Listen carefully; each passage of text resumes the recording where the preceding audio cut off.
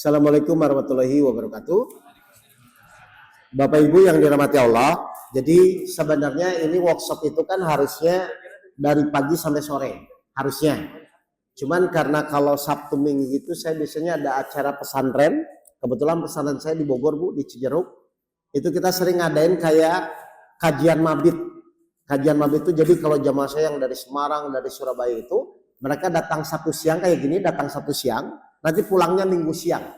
Jadi tidur di pesantren saya di Bogor. Nah, nanti kalau ibu bapak ingin sekalian healing sambil makan duren, kebetulan di sana ada pohon duren, alhamdulillah sekarang lagi berbuah.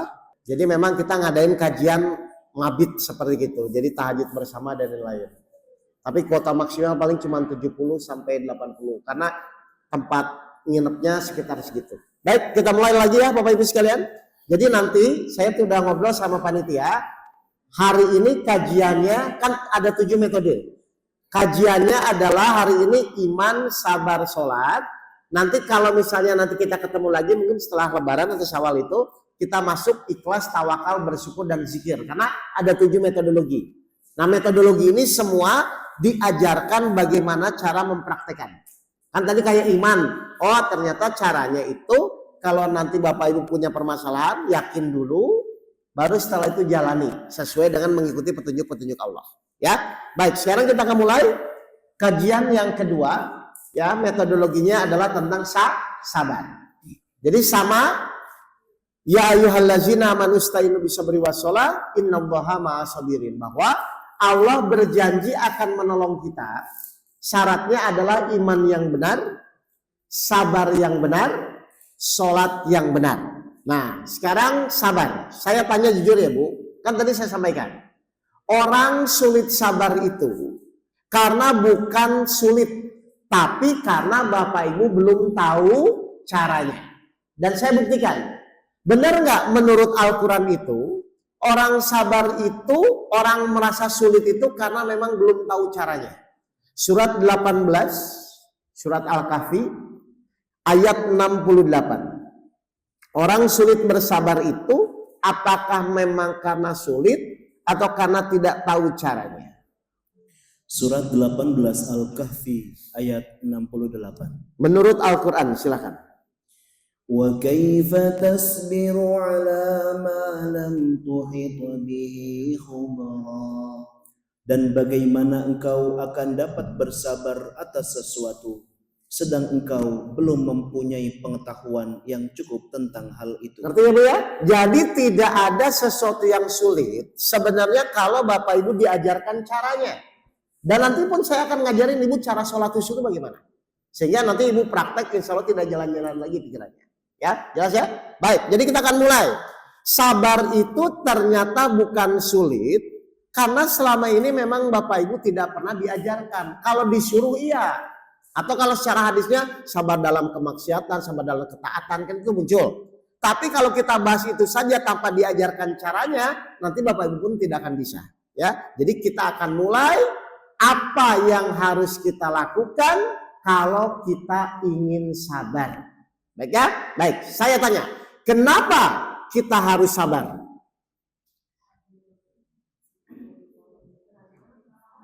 Ya udah, yang pertama Allah berjanji akan menolong kepada orang yang beriman, kepada orang yang sabar, kepada orang yang sholatnya khusyuk. Berarti kenapa kita harus sabar?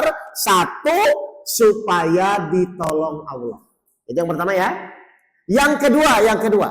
Kenapa kita harus sabar? Yang kedua. Iya, sabar ini adalah ujian. Kenapa kita harus sabar Ibu-ibu, Bapak-bapak? Ustaz? Innallaha ma'as-sabirin. Sesungguhnya Allah bersama orang-orang yang sabar. Saya bagi lagi Mas Heru. Saya tanya ya, kalau Bapak Ibu bersama Allah, kira-kira doanya dikabulkan nggak? Pasti. Kalau Bapak Ibu bersama Allah. Ini yang saya lakukan. Waktu itu saya ingin naik haji, Bapak Ibu. Juni 2022 setelah COVID, saya itu dalam pikiran saya ingin naik haji. Terus saya bilang, saya mau daftar ke Kemenak, rencana saya. Tahunnya di Kemenak, pas saya daftar antrian 35 tahun. Saya mikirkan Bu, usia saya waktu itu kan 25 plus 20. 45 ditambah 35, 80 tahun. Ini mau kapan saya ulang naik haji? Sedangkan fisik, kondisi haji sama umroh kan lain Pak. Tapi saya bilang, saya berpikir, tapi kalau saya dikabulkan doa saya, maka pasti Allah akan bisa mengabulkan dan insya Allah pasti secepatnya saya bisa naik haji. Lalu saya praktek supaya saya bersama Allah, berarti saya harus apa tadi? Sabar. Innallaha ma'a sabirin. Tiba-tiba di Juni 2023 ada suatu kejadian yang membuat saya benar-benar praktik sabar. Dan itu saya rasakan. Nanti saya akan ceritakan kepada Bapak Ibu. Lalu saya bilang berdoa, ya Allah saya naik haji. Bagaimana caranya saya tidak tahu, tapi saya yakin kalau doa saya dikabulkan, pasti Allah akan memudahkan. Apa yang terjadi? 2024 saya naik haji. 18 Mei 2024 saya naik haji. 12 Mei 2025 saya naik haji lagi. Ternyata kalau doa Bapak Ibu dalam keadaan sabar, insya Allah pasti dikabulkan. Jadi yang kedua, kenapa kita harus sabar? Supaya doa kita dikabulkan. Berarti kalau sekarang doa Bapak Ibu belum dikabulkan, pasti belum? Sudah gampang aja kayak gitu ya. Baik. Yang terakhir, meskipun masih banyak ya yang terakhir ya. Kenapa kita harus sabar? Surat 3 ayat 142. Surat 3 Al-Imran ayat 142. Kenapa kita harus sabar? Apakah kamu mengira bahwa kamu akan masuk surga? Nah, ini Allah bertanya kepada siapa Bapak Ibu? Kepada kita. Apakah kamu mengira bahwa kamu akan masuk surga? Nanti dulu kata Allah. Kenapa? Terus? Padahal belum nyata bagi Allah orang-orang yang berjihad di antara kamu dan belum nyata orang-orang yang sabar. Jadi salah satu syarat masuk surga apa Bapak Ibu? Baik. Bapak Ibu ingin masuk surga? Sudah sabar? Tapi ingin masuk surga? Terus pakai jalur apa? Orang dalam?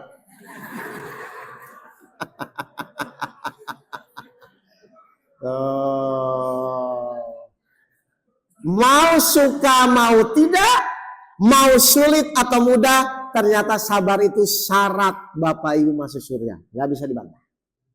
Tuh. Bahkan, ini saya kasih tahu lagi, Allah siapkan surganya Pak untuk orang-orang sabar setinggi apa? 25 ayat 75. Surat 25 ayat 75. Surat Al-Furqan ayat 75. Allah siapkan surganya bagaimana? Mereka itu akan diberi balasan dengan tempat yang tinggi dalam surga atas kesabaran mereka. Dikasih surganya apa Pak? Bu? Surga yang tinggi. Ini janji ya Bapak Ibu ya. Jadi di dunia orang sabar itu doanya dikabulkan. Di akhirat ternyata disiapkan surga yang tinggi. Sekarang saya tanya, jadi Bapak Ibu mau atau tidak jadi sabar? Benar ya? Kalau Bapak Ibu ingin jadi sabar, yang pertama butuh apa? Coba gini. Kalau saya ingin bisa nyetir mobil, saya ingin belajar nyetir mobil, yang pertama saya butuh apanya Bu? Mobilnya dong Bu. Loh. Sepinter apapun Ibu teorinya, kalau nggak ada mobilnya bisa nggak nyetir mobil? Nggak bisa. Sekarang saya tanya, kalau Ibu Bapak ingin sabar, berarti yang pertama Ibu Bapak butuhkan apa? Ujiannya. Loh. Saya bilang, Bu, Pak sabar ya nggak ada ujian, begitu. Bapak Ibu kalau ingin sabar, berarti Bapak Ibu butuh ujiannya. Jadi Bapak Ibu butuh nggak ujian? Namanya orang butuh kalau dikasih terima kasih atau emosi. Saya haus, butuh minum. Pak Dwi kasih saya minum, saya terima kasih atau emosi? Sekarang Bapak Ibu ingin sabar.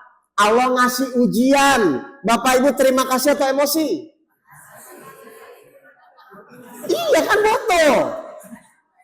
Saya tanya, ujian itu suami marah-marah atau suami senyum-senyum?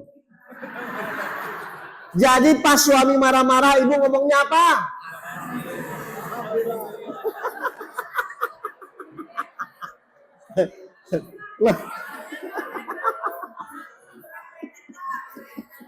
Loh, kenapa sekarang menurut ibu tidak mungkin? Kan saya belum ajarin caranya. Kan tadi saya bilang, ketika Bapak Ibu sudah tahu caranya, sabar itu jadi mudah.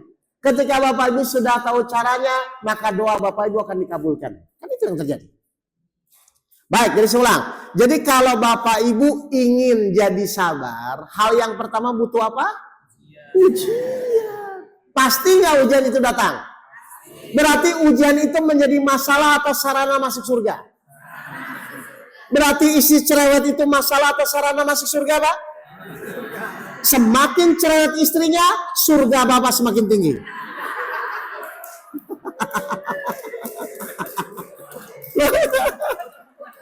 Ya?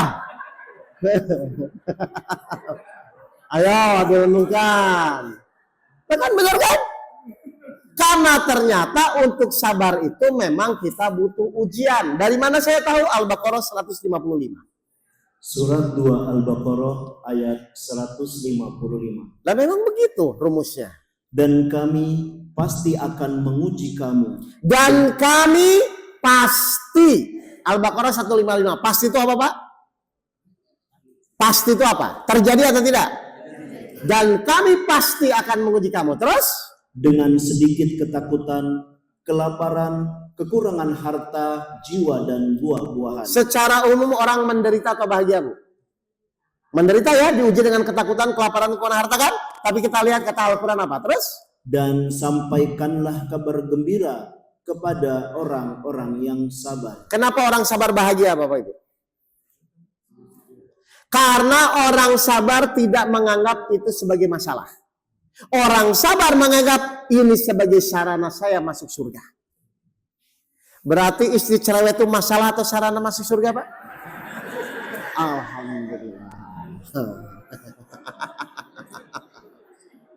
Kan tinggal sekarang yang ibu mau tanya, bagaimana ketika pasangan kita menjejelkan, kita bisa jadi sabar, maka doa kita dikabulkan. Kan itu aja kan? Oke, sekarang kita akan mulai.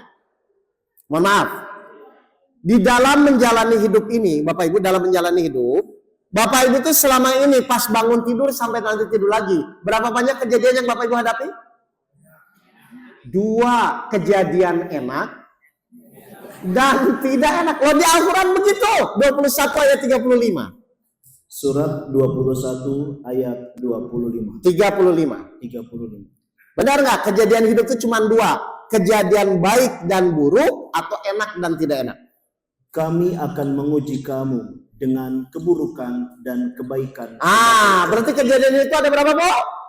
2. Ibu dari bangun tidur sampai nanti tidur lagi, Bapak Ibu ternyata hanya menghadapi kejadian 2. Kejadian enak dan tidak enak. Kalau Bapak Ibu ingin jadi orang yang sabar, Bapak Ibu butuh kejadian enak atau tidak enak? Dua-duanya. Bu, sabar ya, Ibu banyak uang, gitu. Ya kejadian nggak enak dong, Bu. Kalau kejadian enak, Ibu larinya bersyukur. Kalau kejadian tidak enak, Ibu jadinya bersabar. Berarti saya tanya dulu, kalau Bapak Ibu ingin jadi sabar, berarti Bapak Ibu butuh kejadian enak atau tidak enak? Berarti kejadian tidak enak itu masalah atau sarana latihan sabar? Berarti Bapak Ibu senang atau emosi? Anak tiba-tiba tidak lulus ujian, Ibu senang atau emosi?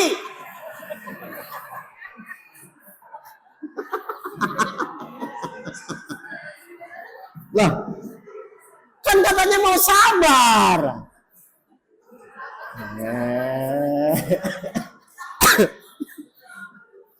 Enggak, enggak, saya ingin benerin dulu cara berpikir enggak. Nanti gampang, saya ajarin caranya nanti.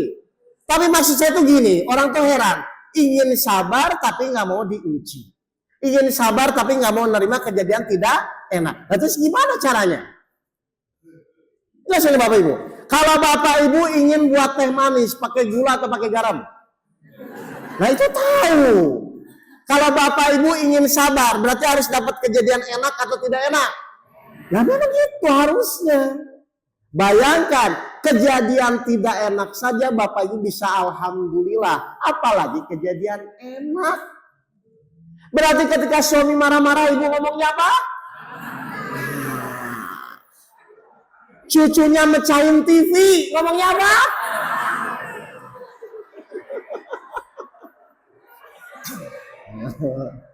Nah, mana ini maksudnya? Bisa ya? Bisa lah, ayo. Nah, sekarang baru saya sampaikan intinya. Bagaimana saat kejadian tidak enak itu, dengan kesadaran kita mengucapkan alhamdulillah, berarti menerima. Lalu saat itu silakan Bapak Ibu berdoa, insya Allah dikabulkan. Nah, itu yang terjadi dengan saya waktu itu. Jadi pas bulan Juni itu ada kejadian dengan saya, karena saya tahu ilmu sabar. Akhirnya saya bilang, ya Allah saya terima kasih. Lalu saya berdoa, saya ingin naik haji. Lalu Allah langsung mengabulkan. Jadi ini penting ya Bapak Ibu ya. Karena sabar itu adalah pukulan pertama. Bukan setelah kedua, ketiga, bukan. Pas ada kejadian, pas ibu difitnah orang, pas cucu ibu mecahin TV, ibu bisa diterima atau tidak. Di situ poinnya. Kalau ibu bisa menerima, Bapak bisa sabar, maka saat itu doa pasti dikabulkan. Siap ya? Oke, kita mulai belajar ya. Dan ini saya yakin harus mulai berlatih. Enggak instan Bapak Ibu. Kayak kita naik sepeda, jatuh dulu, naik lagi, kan begitu. Jadi semua ada prosesnya. Ya, baik kita mulai sekarang. Bagaimana caranya sabar? Ternyata caranya sabar itu ada di surat 64 ayat 11. Surat 64 At-Taghabun ayat 11. Bagaimana caranya sabar? Tidak ada suatu musibah yang menimpa seseorang kecuali dengan izin Allah. Stop. Ini maksudnya apa Bapak Ibu? Illa biiznillah. Ini maksudnya apa? Coba baca lagi Ustaz, baca lagi. Tidak ada suatu musibah yang menimpa seseorang. Tidak ada suatu musibah, kejadian apapun yang menimpa diri kita, kecuali dengan izin Allah. Kecuali dengan izin Allah. Ini maksudnya apa? Saya ulang. Ibu dari bangun tidur sampai tidur lagi menghadapi kejadian nggak? Kira-kira kejadian bisa menimpa diri kita. Kejadian bisa menimpa diri kita. Itu tuh kejadiannya dulu atau izin Allah dulu? Hah? Kalau Allah izinkan, terjadi. Kalau tidak diizinkan, berarti izin dulu atau kejadian dulu? Izin dulu ya.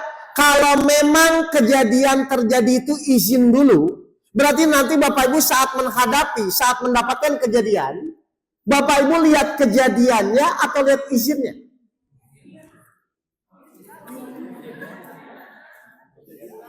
Hah?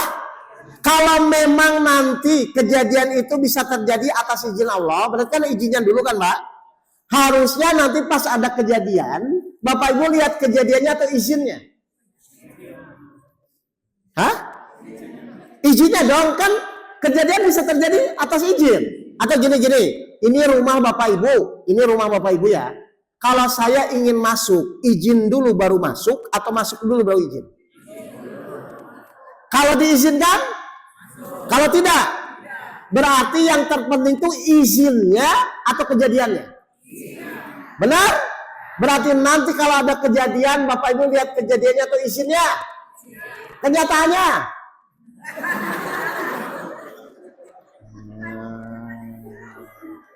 Ayo. Iya, kan harusnya kejadian kan gara-gara izin. Harusnya nanti pas Bapak Ibu ada kejadian, Bapak Ibu lihat izinnya atau kejadiannya. Kenapa izinnya? Karena izin lebih dulu dari kejadian. Sekarang saya tanya, menurut Bapak Ibu izin Allah itu sempurna atau salah? Sempurna. Yang kedua, kalau memang sempurna, yang wajar kita terima atau marah-marah? Terima tuh ngomongnya apa? Berarti ketika ibu dimarah-marahin suami ngomongnya apa? Kenapa ibu alhamdulillah? Karena ibu tidak lihat kejadiannya. Ibu tidak lihat suaminya. Yang ibu lihat, oh ini atas izin Allahnya. Ketika ibu bisa begitu, innallaha ma'asabirin, Allah bersama, maka ibu langsung berdoa di situ. Jadi sabar itu bukan diam ya Bapak Ibu ya. Sabar itu bukan diam. Sabar itu bukan diam, bukan menahan. Sabar itu adalah mengalihkan cara berpikir yang tadinya melihat kejadian digeser kepada izin Allah. Ustadz Anas bantu saya. Perhatikan, ini saya ajarin langsung cara prakteknya ya. Biar ibu pas bapak di rumah latihan sama pasangannya masing-masing. Ustadz Anas ini mau maki-maki saya. Dia mau maki-maki saya. Kalau saya ingin sabar, berarti saya lihat orangnya atau lihat izinnya. Oke, misalnya di sini izin Allah. Ini contohnya ya, ini izin Allah ya. Nah, berarti pas dia maki-maki saya fokus pikiran saya ke dia atau pikiran saya digeser ke izin Allah? Geser. Ya Allah, karena Engkau yang mengizinkan, saya terima. Jadi Bapak Ibu nerima bukan karena takut ya, tapi karena menghormati Allahnya. Ingat ya, jadi pas dimaki-maki, Bapak Ibu jangan konserin ke sini, tapi pikirannya digeser ke izin Allah. Kira-kira saya jadi emosi atau menerima? Kenapa menerima? Karena saya fokus kepada izin. Ngerti? Selama ini Bapak Ibu ketika dimaki-maki, fokusnya ke izin atau ke orangnya? Hah? Kalau Bapak Ibu fokus sama orang, sama omongannya, nggak akan bisa sabar Bapak Ibu. Nggak akan bisa. Karena sabar itu harus menggeser dari kejadian dari orang kepada izin. Baru Bapak Ibu bisa sabar. Ngerti ini? Tapi nanti Bapak Ibu pasti maki-maki jangan begini ya, jangan ya. Berhadapan. Tapi Bapak Ibu bilang, ya Allah saya terima. Jadi Bapak itu menerimanya karena Allah gitu loh. Kalau Bapak Ibu bisa begitu, berdoa silahkan buktikan, pasti dikabulkan. Ngerti? Bisa? Berarti tinggal apa? Latihan. Kalau ingin cepat bisa, latihannya setiap hari atau sebulan sekali. Mau? Nah. Ayo.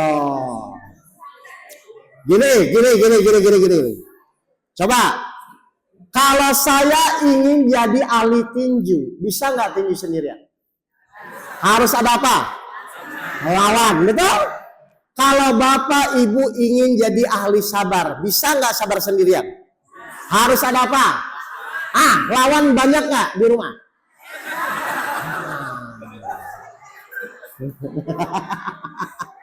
Udah latihan.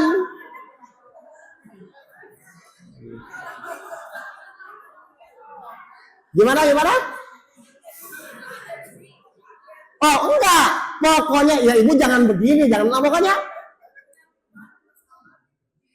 Enggak, ketika ibu bapak benar-benar sabar, maka lawannya akan berubah.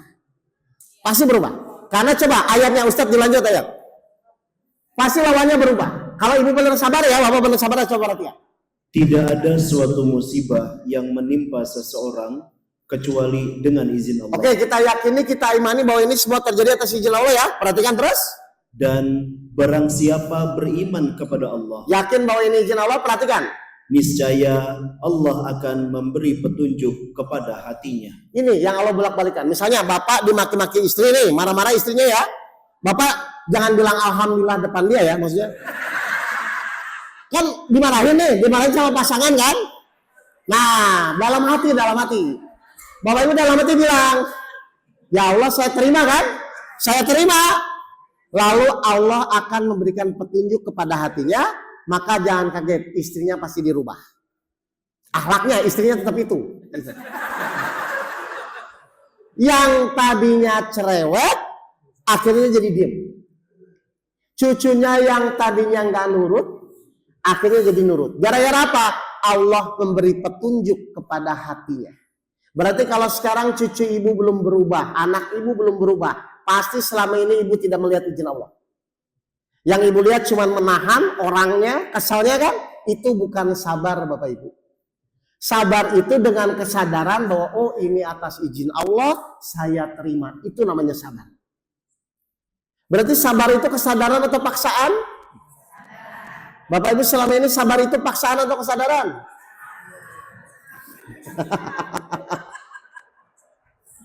Ngerti gak Bapak Ibu ya? Bisa ya?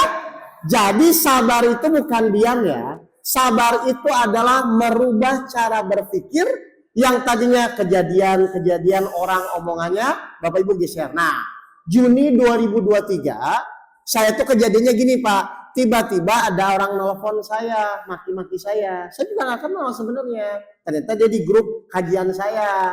Dia nggak terima, marah-marah sama saya. Nah, kalau saya lihat omongannya, kalau saya lihat makiannya, saya akan bisa sabar Bu. Cuman karena saya tahu ilmunya, saya bilang ya Allah, saya terima. Dan cirinya apa? Kalau Bapak Ibu sudah menerima karena izin Allah. 13 ayat 28. Surat 13 ayat 78. Kalau Bapak Ibu benar-benar sudah menerima sabar dengan benar, ini ada cirinya. Apa? Surat 13 ayat 28. Ayat 28. Ya, 13 ayat 28. Cirinya kalau sudah sabar. Yaitu orang-orang yang beriman dan hati mereka menjadi tentram dengan mengingat Allah. Nah, ingat apanya? Bahwa semua kejadian yang terjadi atas izin Allah. Terus? Ingatlah, hanya dengan mengingat Allah hati menjadi tentram. Jadi Bapak Ibu jangan kaget ya. Harusnya difitnah Bapak Ibu marah. Harusnya dimaki-maki orang harusnya marah. Nanti Bapak Ibu tidak akan marah. Jadi kayak tenang. Kalau sudah dalam kondisi itu momen Ibu bersama Allah, doanya pasti dikabulkan. Jadi waktu bulan Juni itu ada orang maki-maki saya. Nah saya kan nggak tahu. Cuman karena saya tahu ini semua terjadi atas izin Allah, saya bilang ya Allah saya terima. Nah 13 ayat 28. Ya. 13 ayat 28. Setelah saya terima, tenang, nanti Bapak Ibu akan merasakan kok. Kalau sudah latihan itu akan merasakan kok. Pas kok, harusnya saya sakit hati, kok jadi enggak ya? Itu tuh Allah. Innallaha ma'a sabirin. Langsung ingat, Ibu langsung minta Bapak Ibu apa yang diinginkan. Cuman kalau waktu di Juni itu saya memang kepikirnya ingin naik haji waktu itu. Jadi saya minta, saya ingin naik haji ya Allah. Akhirnya langsung berturut-turut 2024-2025 saya naik haji. Ya, jadi pertanyaan saya. Berarti sekarang Ibu butuh nggak, Bapak butuh nggak kejadian yang tidak enak?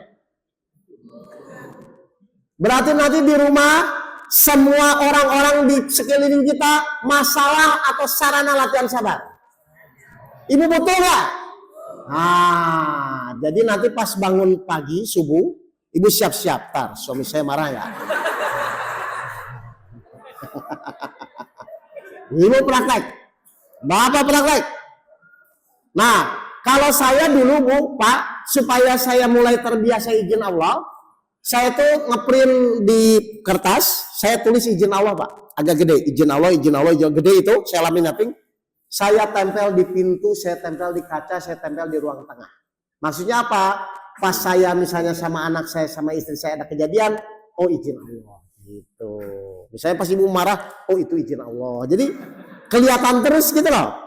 Atau misalnya di setir mobil tuh ditempelnya kecil izin Allah. Pas ada mama sen kanan belok kiri, oh izin Allah gitu. Jadi nggak kepancing Pak. Ini hal sederhana kok. Biasakan aja latihan. Gini saya tanya. Kalau saya ingin istiqomah sholat tahajud, seminggu 2 minggu berat atau ringan? Seminggu 2 minggu awal. Setelah 6 bulan. Kenapa?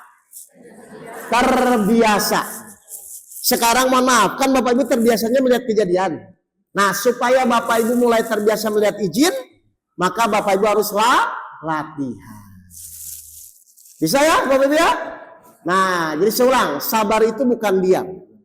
Sabar itu adalah merubah pola berpikir kita yang tadinya melihat kejadian, yang tadinya melihat orang, digeser melihat izin Allah. Dan saya ngerti ini perlu latihan. Semakin sering latihan, semakin cepat Bapak Ibu jadi sabar. Semakin cepat doa dikabulkan.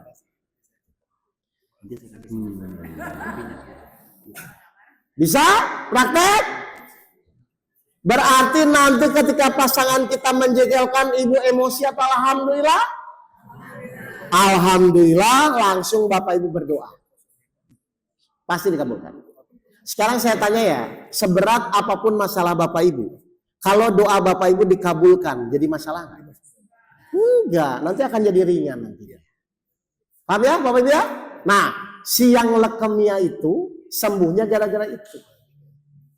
Dia ada suatu kejadian, divonis dokter sebulan lagi meninggal.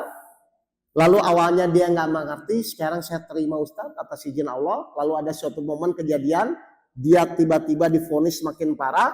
Dia bilang, ya Allah saya terima ini semua atas izinmu. Hatinya tenang, dia berdoa, sembuhkanlah saya.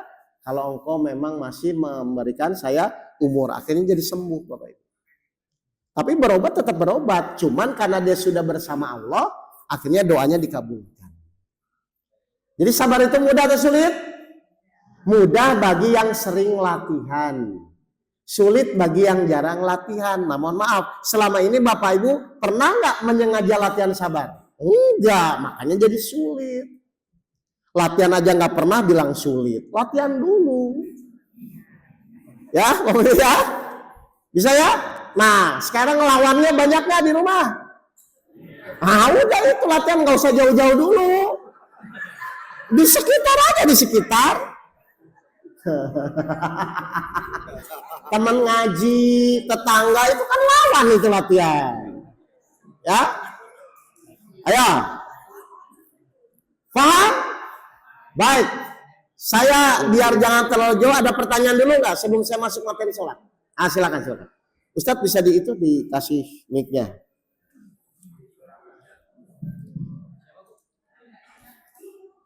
Latihan dulu. Saya kasih yang PDF juga, Pak. Waalaikumsalam warahmatullahi wabarakatuh. Ini pertanyaannya pertanyaan dari Genzer. Oh iya, boleh. Jika Genzer belajar sabar, misalnya pertama mungkin saya mengalihkan fokus kita gitu. Ya. Itu matematik. Coba ada mic-nya lagi yang bisa lebih ini. Sabar, nah, pertanyaannya Pak Ustadz, ketika kita sedang menghadapi kesulitan tersebut, kan? Coba. Ya. Nah. Ya. Jadi ketika kita menghadapi sebuah ujian, kita kan di saat pukulan pertama kita berusaha keras untuk tadi mengalihkan fokus bahwa sudah proses. Ya. Dan apakah ketika misalkan kita kan tentu masih ada emosi iya. manusia yang tidak tertahankan karena kita pengen curhat gitu dengan orang terdekat. Apakah dengan curhat itu menjadi membatalkan kesabaran kita sebagai sedekah kita? Ya. Apakah dengan curhat itu menjadi membatalkan kita dalam kesabaran? Oke, saya ulang lagi. Ustadz dibaca lagi ayatnya ya. Bagus Ibu biar saya detilkan ya. 64 ayat 11 tadi. Surat 64 At-Taghabun ayat 11. Ini sebenarnya luas ya Bapak Ibu pemahaman ayatnya ya. Perhatikan ya. Jadi di surat 64:11 ini kan kadang-kadang gini, apakah sabar itu hanya menerima terus diam atau apa yang harus dilakukan, kan begitu ya? Perhatikan. Ketika Ibu menerima, coba silakan. Tidak ada suatu musibah yang menimpa seseorang kecuali dengan izin Allah. Kan kita sepakat kita menerima ini ya, bahwa ini sebenarnya terjadi atas izin Allah. Terus setelah menerima itu kita mau ngapain?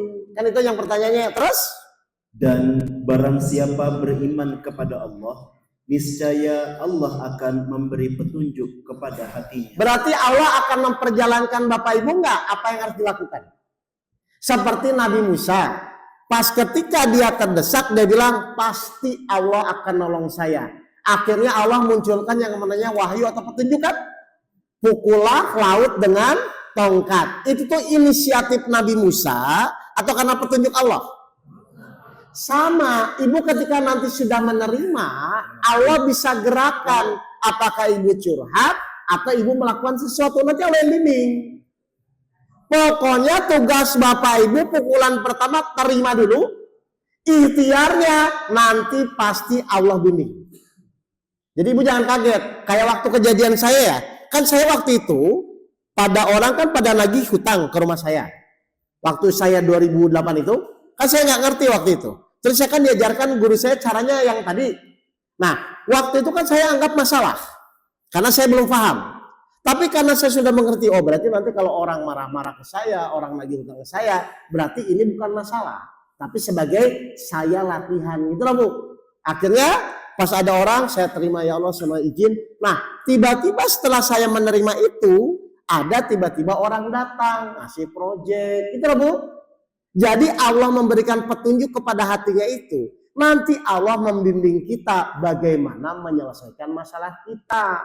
Saya tanya, kalau Bapak Ibu dibimbing Allah, selesai atau tidak?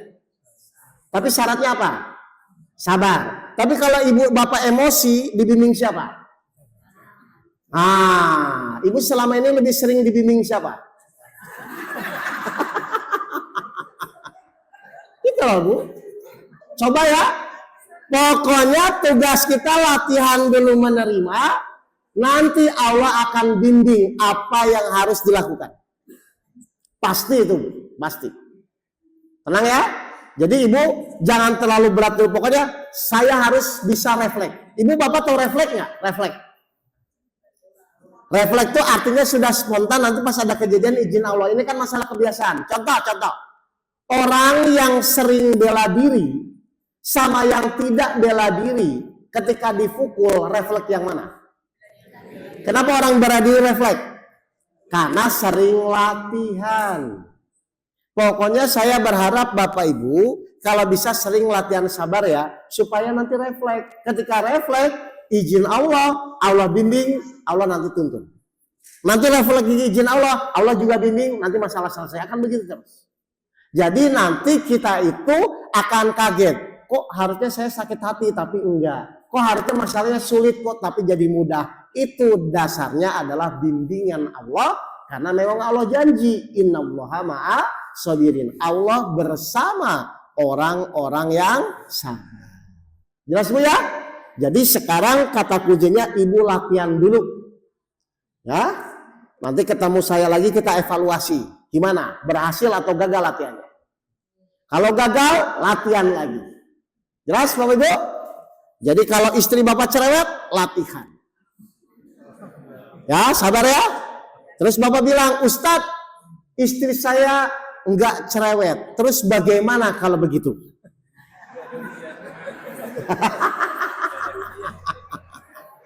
Cari yang cerewet. Kan ada anak, kan ada teman, ada atasan. Jadi semua pasti Allah siapkan soalnya. Tenang aja, Allah nggak mungkin kehabisan soal. Allah siapkan semuanya untuk latihan. Jelas ya Bapak Ibu ya? Baik, untuk sabar, ada pertanyaan lagi? Oh silakan.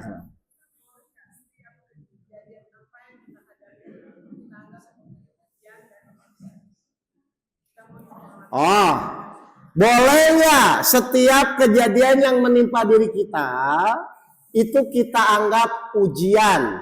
Mohon maaf, kejadian itu ada 3 Bapak Ibu. Satu yang namanya ujian dari Allah, kejadian semua datang dari Allah ya. Yang kedua yang namanya teguran, yang ketiga namanya azab. Kan kejadian itu 3. Ada ujian. Kalau ujian itu apa? Kita sudah beriman, sudah benar, tapi karena Allah ingin meningkatkan keimanan kita, maka Allah uji. Yang kedua namanya teguran. Kita salah, nggak sholat, nggak sedekah, nggak menyembah Allah, maka Allah tegur supaya Bapak Ibu kembali ke jalan yang lurus atau yang benar. Kalau saran saya jadi Bapak Ibu anggap saja teguran. Takutnya GR, kita sedang diuji padahal dia korupsi. Diuji apa? Iya dong. Kalau guru saya saranin, udahlah anggap teguran. Bagaimana caranya mekanisme teguran? kalau kita ditegur yang pertama kita mohon ampun. Kan sama aja Bu. Kan nggak apa-apa mohon ampun sama Allah.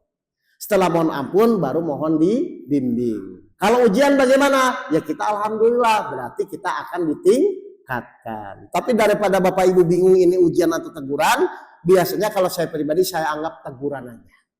Ya, anggap teguran. Mungkin saya memang salah dan mohon ampun sama Allah nggak apa-apa kan? Iya. Jadi dibuat teguran aja ya. Saya takutnya GR. Ditegur kita akan diuji sholat, enggak diuji. Diuji dari mana? Jelas ya? Baik. Paham? Oh ya, silakan Bu. Ada mic-nya yang bisa bagus frekuensinya? Kalau di belakang harus pakai mic soalnya.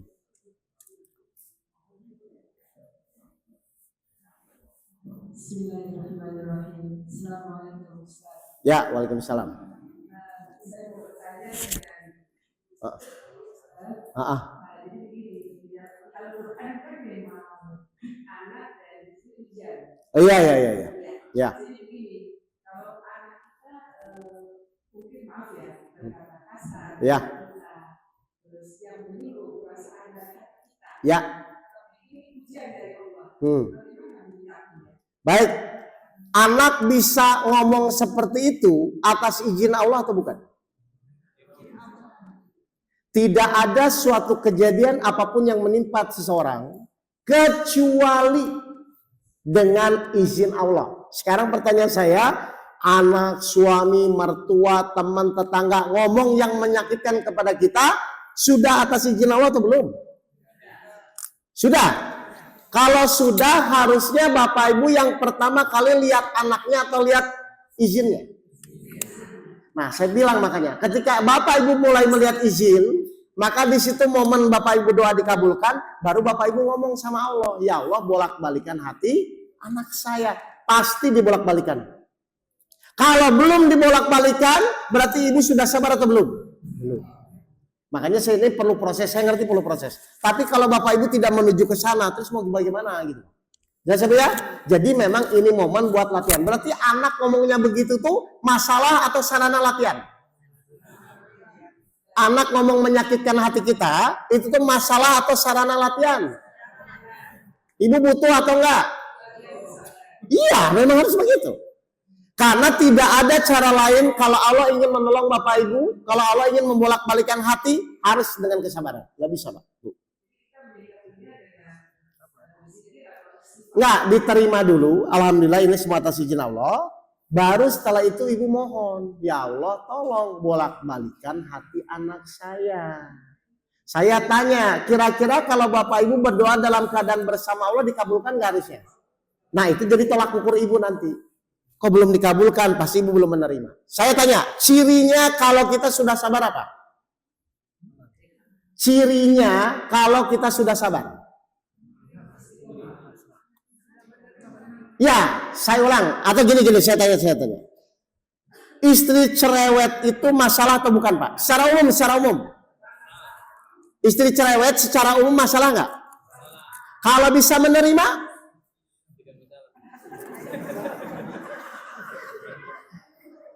Secara umum istri cerewet itu masalah secara umum. Kalau bisa menerima, tidak masalah. Berarti yang jadi masalah itu istrinya atau bapak nggak bisa menerima. Jadi salah siapa?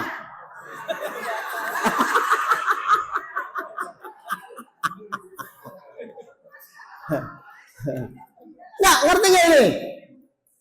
Jadi cirinya orang yang sabar, cirinya orang yang sudah menerima itu apa? Sudah tidak menganggap itu masalah. Jadi kalau Bapak Ibu bilang, Ustadz saya sudah sabar, saya sudah sholat kok Allah nggak nolong-nolong, itu omongan orang sabar atau bukan? Bukan. Saya kurang sabar apalagi Ustadz, makin nggak sabar itu. Karena orang sabar nggak mungkin merasa bermasalah dengan ujian yang dihadapi. Jadi kalau Bapak Ibu masih merasa bermasalah, sudah sabar atau belum? Belum. Cirinya orang sabar itu sudah tidak menganggap itu masalah. Jelas Bu? Kalau sudah tidak menganggap masalah, pasti lawannya dirubah. Akhlaknya. Istrinya tetap itu Pak, akhlaknya. Jelas nih Bapak Ibu ya? Paham? Oke, kalau paham kita lanjut. Metode, oh ya, oh.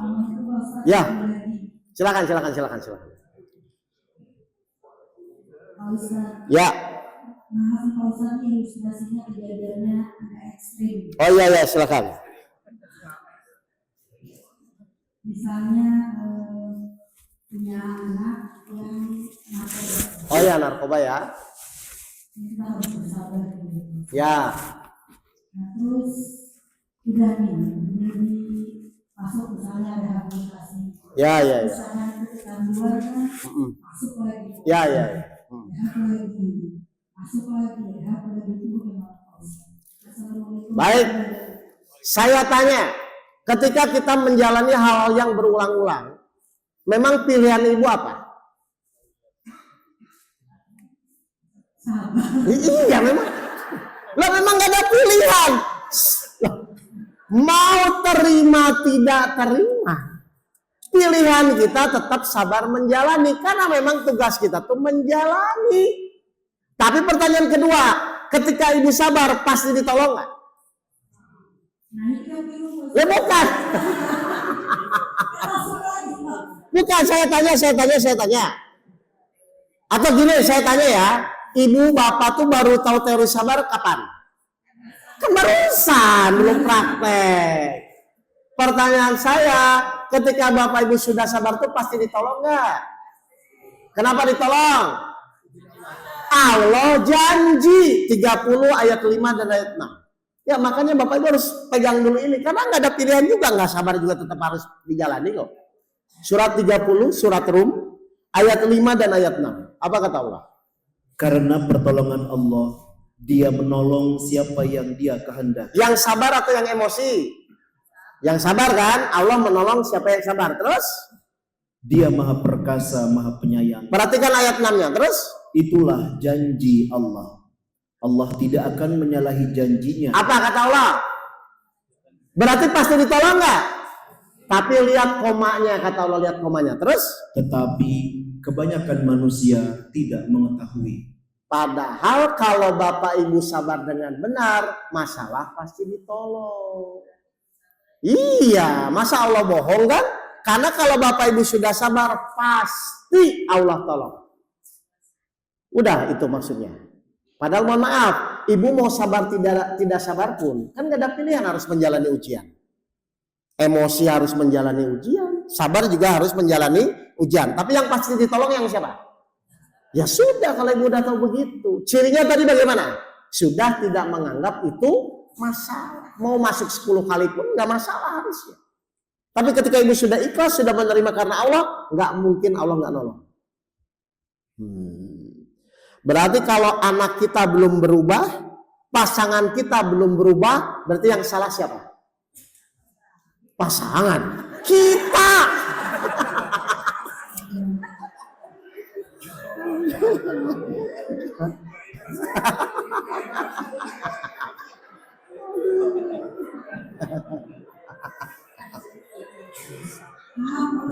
Jadi kalau yang masalah itu pasangan yang kurang bersabar itu pasangan. Iya, oke, saya jelaskan ya.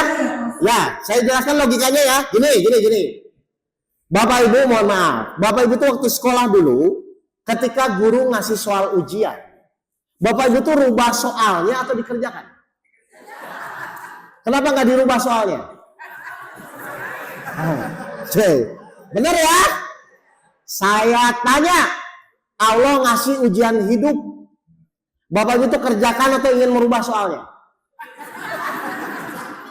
Oh, pasangan kita ujian, berarti pasangan kita soal atau yang mengerjakan? Kan kita soalnya pasangan kita kan? Berarti ibu ingin merubah pasangan atau mengerjakan? Itu mas, masa kita dikasih soal ujian soalnya dirubah? Anak itu soal ujian. Ibu nggak bisa merubah soal. Yang ibu bisa lakukan, ibu rubah diri ibu jadi sabar, baru Allah bolak-balikan hati anaknya. Karena bapak ibu di sekolah pun nggak disuruh merubah soal. Anak-anak ujian matematika, nggak mau saya rubah jadi bahasa Indonesia, begitu. Ngerti nggak begini? Ya, silakan.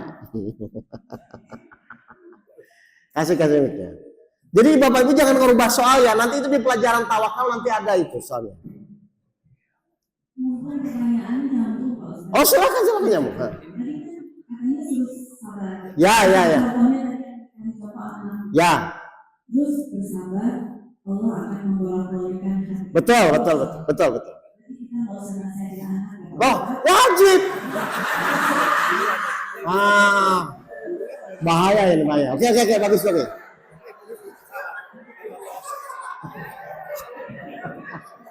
Jangan. Oke bagus. Oke. Nanti berarti ibu masuk workshop kedua ya. Sebenarnya pelajaran yang ini ada di metode tawakal. Nanti ada. Oke, tapi saya spill dikit ya biar bapak ibu paham. Nanti kalau diam semua gimana? 36 ayat 17.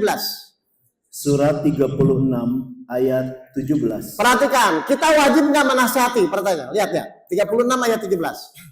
Dan kewajiban kami hanyalah menyampaikan perintah Allah dengan jelas. Saya tanya, berarti tugas kita itu diam saja atau menyampaikan?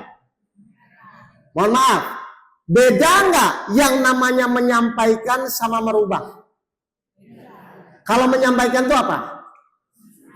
Ibu menyampaikan ke anak, tujuannya biar anak berubah atau ibu hanya menyampaikan? Loh, menyampaikan untuk merubah. Wah, Ustadz buka lagi ayatnya, Al-Baqarah 272. Surat 2 Al-Baqarah ayat 272. Karena setelah sabar itu ibu harus belajar ilmu tawakal nanti sebenarnya.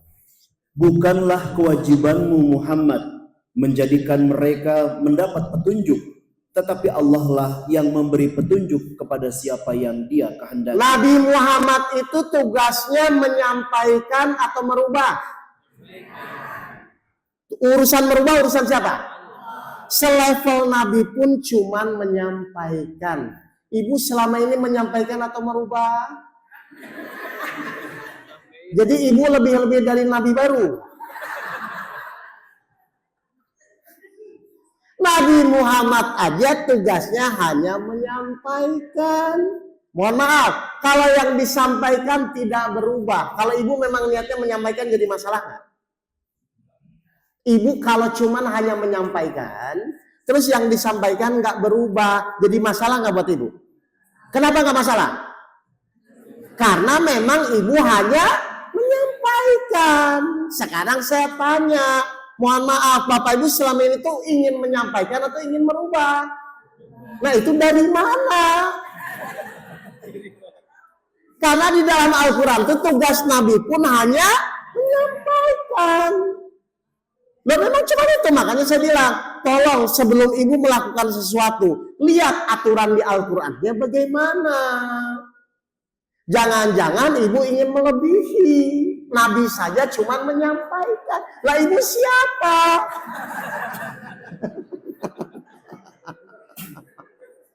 Waduh. Mulai paham ini? Nanti saya detailnya di pelajaran tawakal nanti ya. Ini masih iman sabar sholat dulu. Oke ya? Kita masuk sholat husu ya. Oke. Kita masuk sholat husu. Baik. Kita mulai. Bapak Ibu pernah mendengar hadis Nabi? Ketika seorang manusia sholatnya baik, maka semua amal perbuatan akan jadi baik. Ketika seorang sholatnya buruk, maka semua amal perbuatan akan menjadi buruk. Mohon maaf, sholat yang baik itu kira-kira fokus atau pikirannya jalan-jalan? Bapak Ibu selama ini ketika sholat, itu tuh fokus atau pikirannya jalan-jalan? Dari kapan Bapak Ibu begitu? Dari dulu sampai kapan?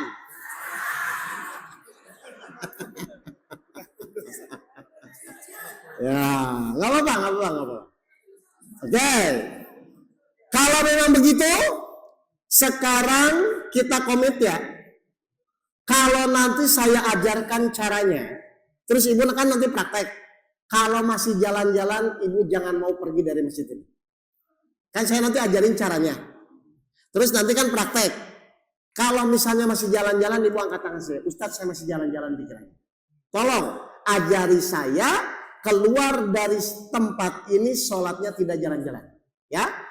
Kalau nanti cukup, saya masuk tahap kedua nanti. Kita potong aja 15 menit, cukup insya Allah. Ya. Jadi sekarang kita akan belajar bagaimana agar pas sholat pikiran kita tidak jalan-jalan.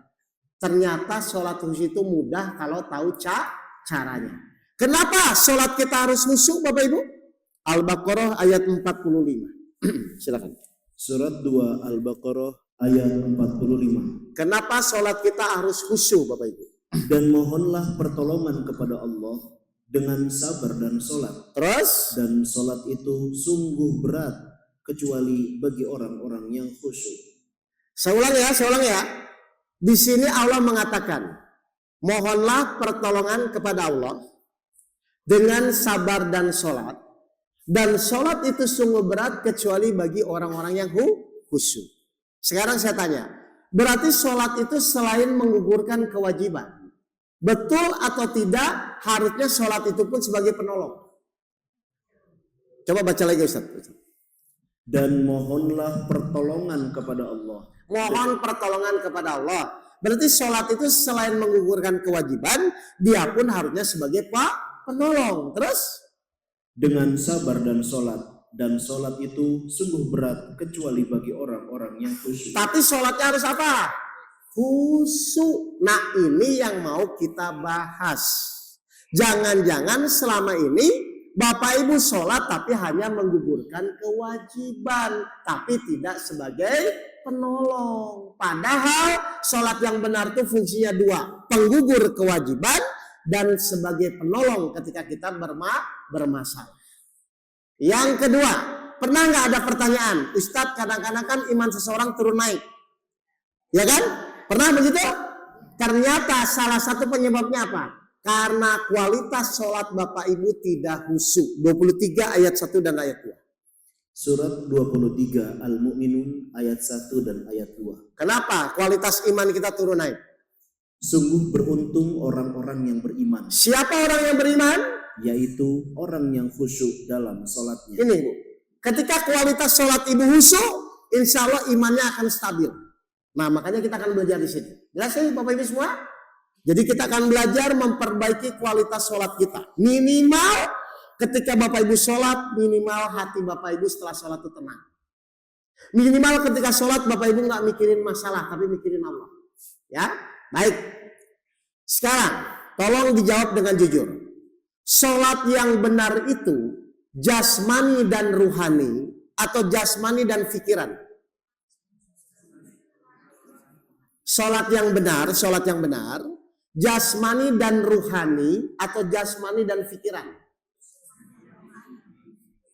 Hah? Jasmani dan ruhani, bukan jasmani dan pikiran. Tapi mohon maaf, selama ini Bapak Ibu ketika sholat, jasmani dan ruhani atau jasmani dan pikiran? Makanya Ibu kalau jasmani dan pikiran, kalau ulang kunci pengen ketemu, Ibu ngapain?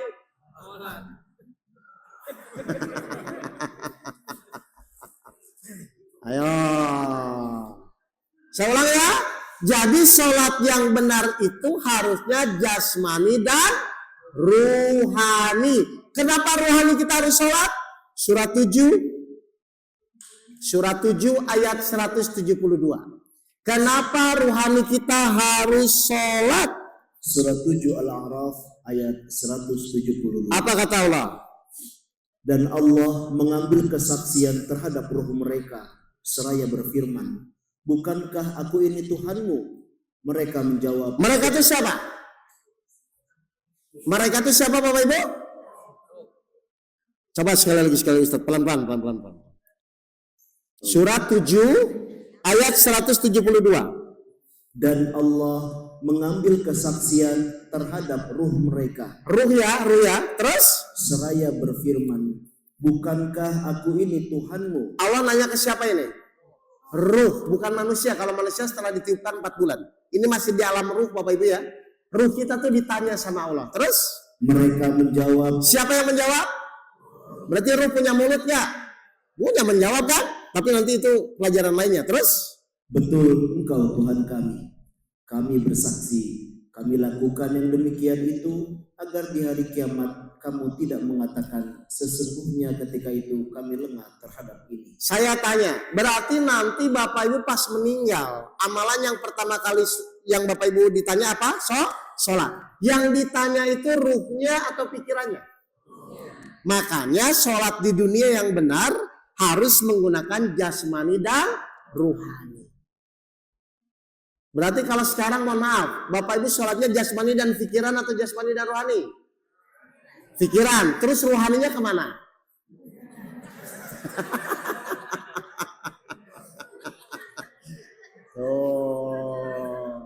Jelas ini Bapak Ibu? Ya? Jadi sholat itu harus menggunakan jasmani dan ruhani. Karena amalan yang pertama kali dihisab adalah sholat. Dan yang ditanya sholat ruh kita, bukan pikiran kita. Kalau pikiran kan selesai. Paham ini Bapak Ibu? Nah berarti sekarang pertanyaannya, bagaimana ketika kita sholat agar ruh kita pun ikut sholat? Ya, mari kita praktekkan ya. Saya tanya sekarang. Di dalam sholat itu ada berapa banyak kegiatan dalam sholat?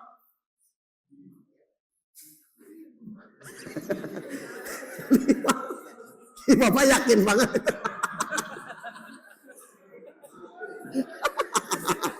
Bagus Pak, yakin aja. Di dalam sholat itu hanya ada 2 kegiatan, gerakan dan ucapan. Betul nggak? Yang melakukan gerakan siapa? Jasmani melakukan gerakan. Yang melakukan ucapan ruhani. Ya. Nah, yang akan saya bahas gimana caranya saat sholat ruh kita pun ikut sholat. 17 ayat 110. Surat 17 ayat 110. Ya. Gimana caranya?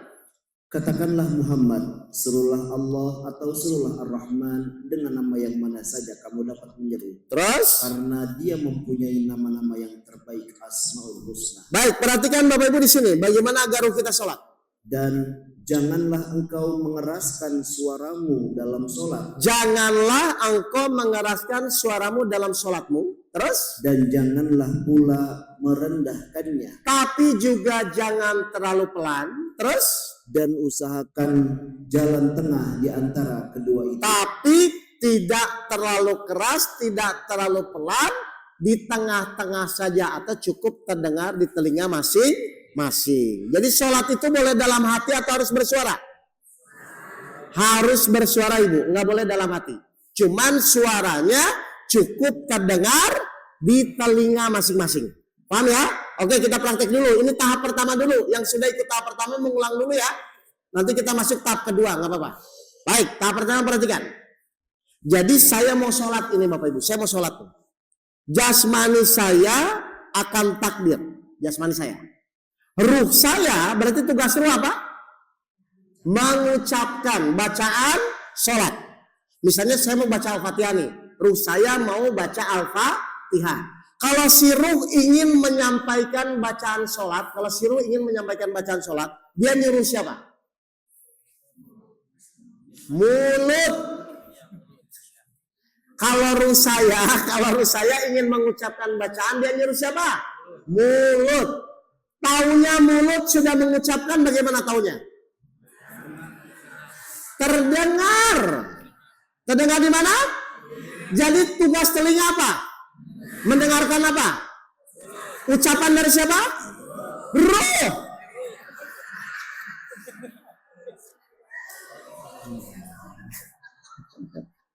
Lo kan ruhnya yang ngomong. Ruh lewat mulut didengarkan di Jadi telinga ini fungsinya mendengarkan siapa sebenarnya?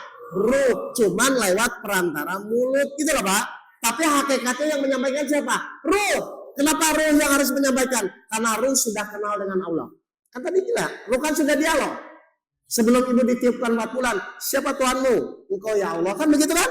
Jadi Bapak Ibu itu sholatlah yang sudah kenal dengan Allah, yaitu ruh kita. Oke ya, saya ulang lagi ya. Ruh menyampaikan lewat mulut, dan tolong Bapak Ibu, tolong telinganya fokus mendengarkan bacaan sendiri. Nggak usah dulu mikirin artinya, itu nanti tahap kedua. Nggak usah dulu mikirin artinya ya. Pokoknya tugas telinga apa Ibu? Mendengarkan siapa? Suara dari siapa? Ruh. Ruh lewat mulut didengarkan di telinga. Menyampaikannya tergesa-gesa atau tumaninah. 17 ayat 106. Surat 17 ayat 106. Ini kita praktekkan langsung soalnya. Dan Al-Quran ini kami turunkan berangsur-angsur agar engkau Muhammad membacakannya kepada manusia perlahan-lahan. Berarti nanti bacanya kenapa Bu? Perlahan-lahan. Karena kalau ibu bacanya tergesa-gesa, nanti nafsunya yang sholat, bukan ruhnya. Ingat ya, kita praktek ya. Oke, Bapak Ibu perhatikan dulu saya. Saya mau baca Al-Fatihah, tapi 1 ayat dulu. Tapi benar-benar saya si telinga ini hanya mendengarkan bacaan dari ruh saya. Berarti harus perlahan-lahan ya. Oke, ruh mengeluarkan dari sini. Ingat, telinga ini tolong fokus mendengarkan. Terakhir, mata boleh merem atau melihat tempat sujud. Melek ya, Bapak Ibu ya, matanya melihat ya. Oke, perhatikan. Allahu Akbar. Ingat, nih konsentrasi saya akan mendengarkan bacaan dari ruh saya ya. Bismillahirrahmanirrahim. Segitu dulu ya Bapak Ibu. Kenapa saya nggak panjangkan Bismillahirrahmanirrahim? Biar si telinganya konsentrasi dulu. Karena biasanya telinga ini akan konsentrasi kalau tidak cepat-cepat. Ya, saya ulang ya. Bismillahirrahmanirrahim. Pokoknya pikiran gak usah dulu mikirin artinya. Fokus mendengarkan bacaannya ini. Oke, bisa ya? Oke, kita praktek. Siap, Ibu. Telinganya fokus mendengarkan bacaan sendiri. 1 ayat dulu ya, 1 ayat ya. Pelan aja. Bismillahirrahmanirrahim. Dengarkan ya, siap. Apa-apa ketiga Bapak Ibu praktek. 1 ayat dulu, 1 ayat dulu. Siap. Hitungan saya ya. 1, 2, 3. Silakan sampaikan, telinga fokus mendengarkan bacaan masing-masing. Silakan, cukup terdengar di telinga. Silakan. Jalan-jalan enggak? 1 ayat dulu aja, 1 ayat. Coba 1 ayat dulu Bu. Bismillahirrahmanirrahim. Dengarkan ya, fokus ya telinganya ya. Oke, saya ulang ya. Siap, tenang, telinganya fokus, siap. 1, 2, 3, silakan. Jalan-jalan enggak? Nah, itu bisa. Coba yang kedua. Alhamdulillah Hirabbil alamin. Dengarkan telinganya, siap. 1, 2, 3, silakan. Jalan-jalan enggak? Itu bisa. Nah, nanti saya jelaskan apa fokus ya. Oke, sekarang coba kita praktek baca Al-Ikhlas. Al-Ikhlas itu berapa ayat? 4. Sama ya Bapak Ibu ya, tenang aja. Qul huwallahu ahad. Tenang aja ritmenya. Allahu samad. Gitu ya, pelan ya. Oke, kita baca Al-Ikhlas Bapak Ibu. Siap, tenang. Relax, telinganya fokus mendengarkan bacaan masing-masing. 1, 2, 3, silakan sampaikan membaca surat Al-Ikhlas. Tenang, jangan tergesa-gesa.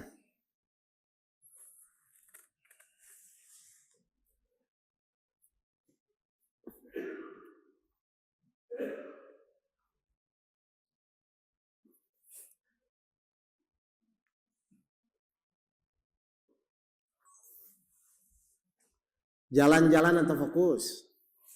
Nah, itu bisa. Nanti saya jelaskan kenapa tidak jalan-jalan ya. Tapi Bapak Ibu ngerti nggak? Jadi Bapak Ibu sekarang balik dulu ke dasar, balik dulu ke fungsinya. Telinga hanya dipakai untuk mendengarkan ucapan dari ruh. Ingat, saya ulang ya. Si telinga hanya mendengarkan ucapan dari ruh. Rumusnya cuma 2. Jangan tergesa-gesa, tumanina. Berarti bacanya Bapak Ibu pelan-pelan. Lalu telinganya fokus mendengarkan.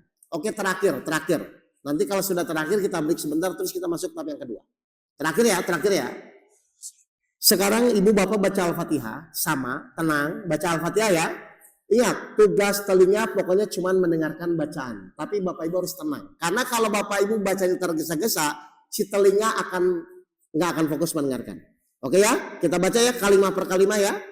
Bismillahirrahmanirrahim. Gitu ya baca Al-Fatihah ya. Oke, kita mulai ya. Al-Fatihah ya, siap. Sampai 7 ayat. 1, 2, 3, silahkan sampaikan Al-Fatihah, telinga fokus mendengarkan bacaan sendiri. Silahkan.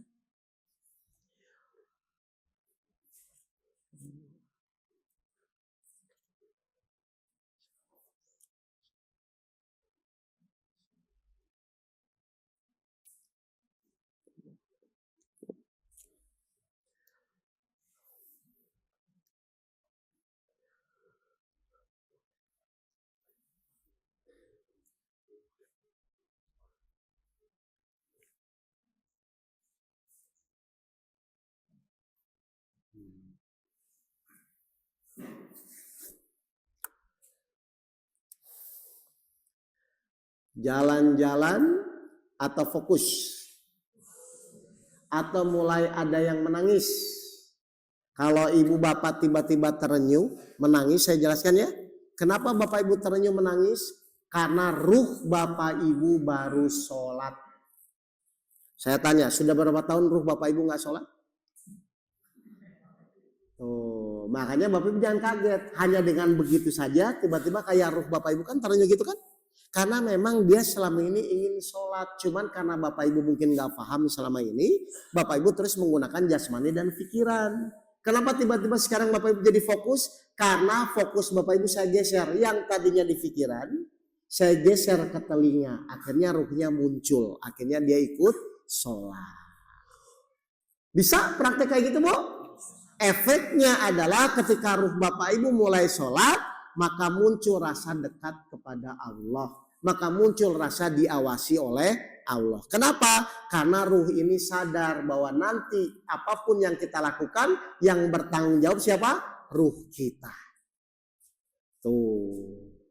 Iman sudah, sabar sudah, sholat sudah. Berarti tinggal praktek, Allah menolong masalah bapak ibu yang tadi bapak ibu ceritakan.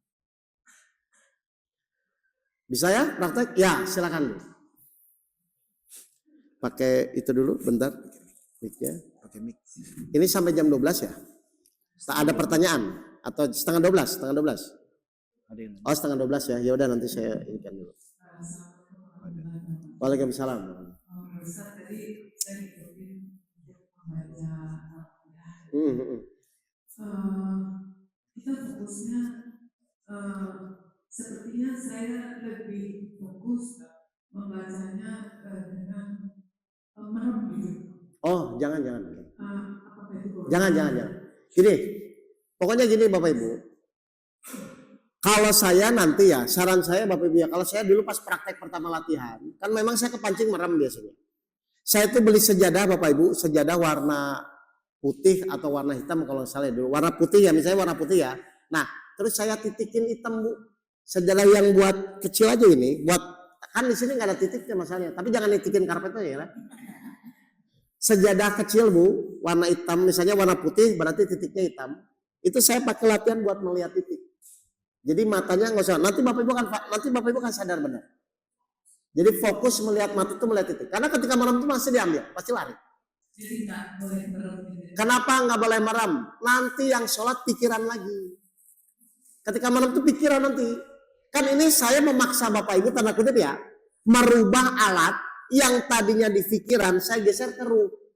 Sedangkan ruh itu tugasnya adalah di telinga. Kalau ibu merem nanti pikiran lagi nanti lari. Apalagi banyak jamaah saya bayangin Ka'bah, wah makin lari-lari gitu. Ingat ya Bu ya? Jadi kenapa saya paksa bapak ibu jangan merem? Karena ketika merem itu pikiran lagi nanti. Pasti pikiran. Nah caranya buat latihannya. Atau gini, ibu kan punya sejadah biasanya kan suka ada bintang, ada bulannya itu. Nah latihan aja itu lihat itu.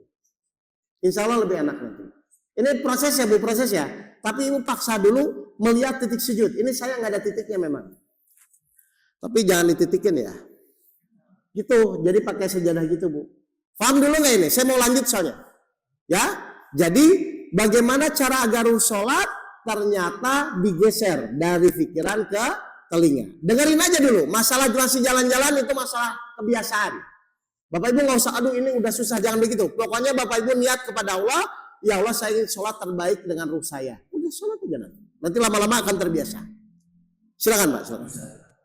Assalamualaikum warahmatullahi wabarakatuh. Waalaikumsalam warahmatullahi wabarakatuh. Kenapa setelah kita menjawab menurut Ah, dan kita khusus memberikan kebenaran Ya. Ya. masuk. Sekarang saya tanya Bapak Ibu ya, saya tanya ya. Bapak Ibu kan tadi hadisnya jelas. Ketika seorang manusia sholatnya baik, maka semua amal perbuatan akan menjadi baik. 29 ayat 65, satu lagi. 29 ayat 45, mohon maaf. Surat 29 ayat 40. Nanti Bapak Ibu akan tahu ternyata sholat itu obat dari segala obat. Bacalah kitab Al-Quran yang telah diwahyukan kepadamu Muhammad dan laksanakanlah sholat. Oke, perhatikan Bapak Ibu ayatnya. Terus? Sesungguhnya sholat itu mencegah dari perbuatan keji dan mungkar. Saya ulang, di dalam diri kita tuh baik semua atau kadang-kadang ada nafsu kita yang mendorong kejahatan. Nah, Bapak akhirnya memunculkan ruh di dalam sholat. Bapak memunculkan ruh dalam sholat. Kira-kira nafsu-nafsu yang tidak baik terusik atau nyaman? Nah, ketika terusik, maka yang terjadi kata Bapak itu akhirnya bergetar. Misalnya kita emosian karena sholat kita jadi baik, kayak seperti apa ya, ruqyah sendirilah jadinya. Akan begitu Bapak Ibu. Bahkan kata Allah, lanjut ayatnya, ingat sholat itu coba. Dan ketahuilah, mengingat Allah atau sholat. Mengingat Allah dalam sholat ini Bapak Ibu berarti khusyuk ya. Coba. Itu lebih besar keutamaannya dari ibadah yang lain. Lebih utama dibanding ibadah-ibadah yang lainnya Pak. Saya tanya, ibadah apa selain sholat yang Allah harus langsung ketemu Rasul? Puasa, malaikat Jibril turunkan wahyu. Betul? Zakat, muamalah semua diturunkan lewat malaikat Jibril. Tapi untuk sholat, Rasul harus langsung ketemu Allah. Berarti pertanyaan saya, kalau prosesnya saja sudah luar biasa, kira-kira kalau Bapak Ibu kerjakan dengan benar harusnya luar biasa nggak manusia? Makanya itu Bapak Ibu. Makanya nanti jangan kaget ya, yang sering emosian, yang sering sakit hati atau khawatir, dengan memperbaiki sholat dengan jasmani dan ruhani, itu akan mulai turun, mulai luntur sikap-sikap tidak baik. Jadi harusnya logikanya, kalau orang sholatnya benar, pasti hidupnya benar. Ingat itu. Ada ustadz, udah sholat tapi korupsi, sholatnya selama ini pikiran atau ruhani, kan begitu aja sebenarnya. Jelas Pak, makanya kalau kita bergetar apa itu memang sebenarnya otomatis meruqyah diri sendiri itu nanti. Ya, jadi Bapak Ibu fokus perbaiki sholat ya. Oke, kita masuk lanjutan yang kedua sebentar lagi. Oh silakan. Oh, ya. Jadi yang sholat itu apakah ruh Ya. atau jiwa kita? Oke, nanti itu ada pelajaran. Jadi jiwa itu adalah ruh yang berkarakter. Nanti ya Pak ya, itu nanti ada pelajarannya di mengenal Allah. Tapi maksud saya mau sederhanakan dulu. Yang penting Bapak Ibu tidak jalan-jalan dulu. Karena nanti sholat itu juga mempengaruhi jiwa.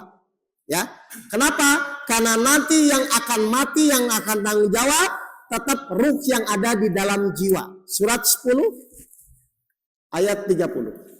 Surat 10 Yunus ayat 30. Dan di tempat itu atau padang mahsyar, setiap jiwa merasakan pembalasan dari apa yang telah dikerjakannya dahulu. Jadi jiwa itu apa? Dan mereka dikembalikan kepada Allah. Baik, saya sederhanakan dulu. Ruh itu murni ya, ruh itu murni. Murni, baterai hidup manusia. Tapi ketika ditiupkan ke dalam jiwa manusia Pak, ke dalam diri manusia, maka ada ruh, ada nafsu. Ya, itu nanti campur di situ. Nah, itu namanya kesatuan, itu namanya jiwa. Nanti itu ada pelajaran sendiri aja Pak ya. Tapi sekarang yang penting Bapak Ibu ingat ya, suka tidak suka, terima tidak terima, ruh Bapak Ibu akan ditanya tentang sholat. Berarti kalau ruhnya sholat mempengaruhi jiwa nggak nantinya? Akan mempengaruhi. Jelas Pak? Bu? Oh masih banyak ya, sudah tanya aja dah, nggak apa-apa. silakan. Nah, ya. Waalaikumsalam warahmatullahi wabarakatuh. Kalau untuk pandangan tadi kan jelas melatih Ya. aktif aja Pak. Tapi kalau yang untuk mendengarkan diri tadi kan kalau tempatnya sepi itu udah. Oh gitu. Oke. Kalau misalnya kita dalam suatu Keramaian. Baik, kita praktek sekarang ya. Pak Dwi, tolong Pak Dwi baca Bismillahirrahmanirrahim sampai Malik Yaumiddin. Tapi Pak Dwi fokus mendengarkan bacaan sendiri ya. Oke ya? Siap. Bapak mulai, nanti saya ngomong. Ya Pak Dwi mulai, nanti baca Al-Fatihah sampai Malik Yaumiddin. Bismillahirrahmanirrahim. Tapi Pak Dwi fokus mendengarkan bacaan sendiri ya. Bisa ya? Oke, kita mulai ya. 1, 2, 3. Silakan Pak baca. Nanti setelah ini siang saya mau pergi pesantren. Pak Dwi saya ngomong apa? Pak Dwi saya ngomong apa? Pak Dwi saya ngomong apa? Tuh. Kedengaran nggak suara saya? Nah itu bisa. Padahal saya teriak-teriak nggak? Kan tetap nggak fokus. Ngerti ya Pak? Ketika benar-benar telinga kita mendengarkan, seramai apapun nggak akan kedengaran. Langsung praktek ya? Bisa. Amazing. Paham ya Pak ya? Jadi begitu maksudnya. Pokoknya dengarkan bacaan masing-masing. Padahal saya ngomongnya kencang nggak tadi? Tadi saya ngomong apa? Nggak tahu. Bisa ya? Baik. Silakan. Ada pertanyaan silakan. Waalaikumsalam warahmatullahi wabarakatuh. Aduh sayang Oh berjamaah. Oke. Imam ini banyak dan saya tidak mengerti bacaan. Oke. Ya. Cuma karena pada saat imam ini baca yang lain, saya baca Al-Fatihah itu apa? Oke, bagus. Tapi kan pada saat yang panjang, saya masih Ya. Baik. Mohon maaf, bagus ini Bapak. Ini pertanyaannya, ini yang tadi saya jelaskan untuk sendiri ya. Saya belum menjelaskan tentang berjamaah ya Bapak Ibu ya. Ini yang tadi saya jelaskan sholat untuk sendiri. Pertanyaan saya, kalau sendiri tadi suaranya sumber suara dari mana? Ruh menyampaikan lewat mulut, didengarkan di telinga. Ini untuk sendiri. Kalau berjamaah bagaimana?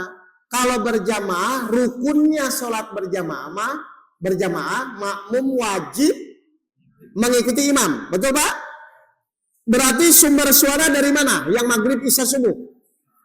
Imam. Maka makmum wajib mendengarkan bacaan imam saja. Saya pakai mazhab yang mendengarkan bacaan imam Pak.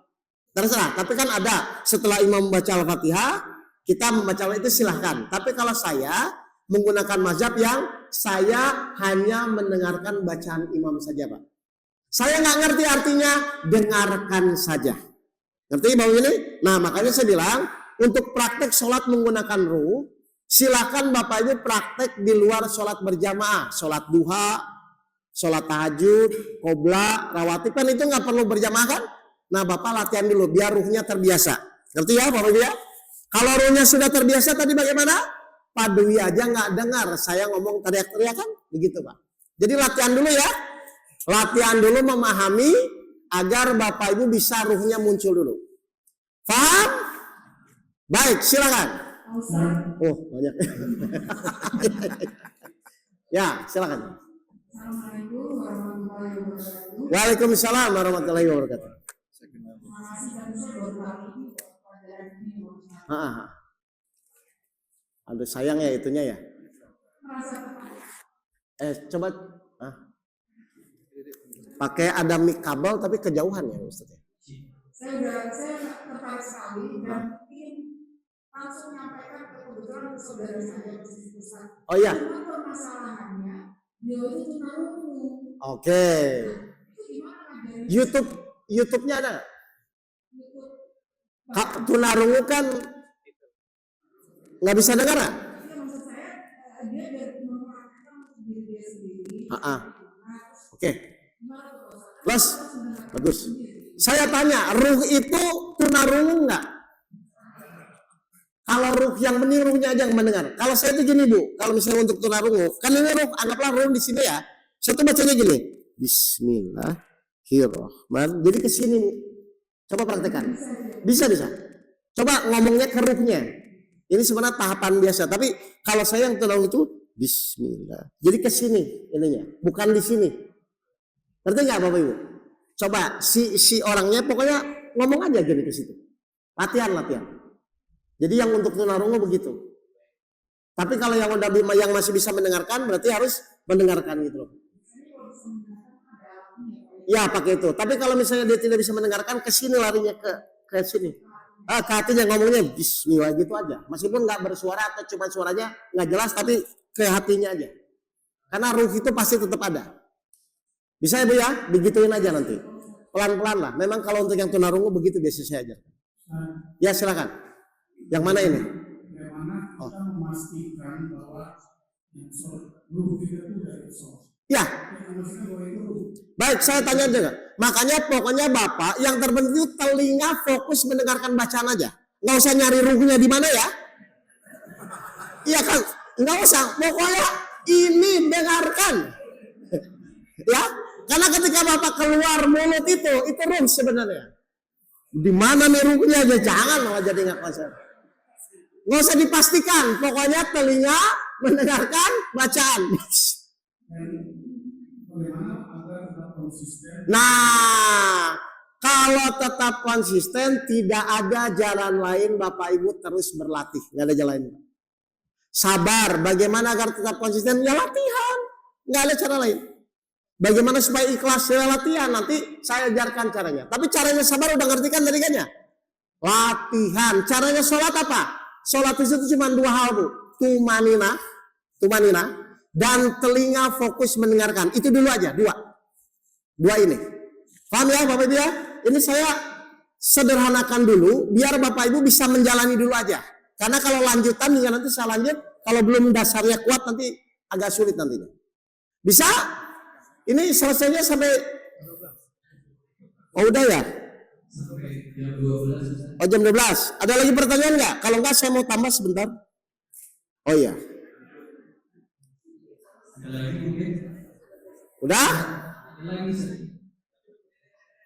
Oh satu lagi ya silakan. Nanti saya tambah sholat lanjutan ya, biar Bapak Ibu nanti bisa praktek sekali satu poin aja lagi. Silakan. Ya. Jadi nanti kalau itu kesimpulannya Setelah ruh itu menjawab, nanti udah artinya itu masalah. Lah, saya tanya, waktu ruh dialog sama Allah, dia mengerti nggak apa yang Allah maksudkan? Waktu ruh, wahai ruh siapa Tuhanmu? Terus si ruh kan jawab, engkau Tuhanku ya Allah. Sebenarnya dia mengerti nggak apa yang disampaikan?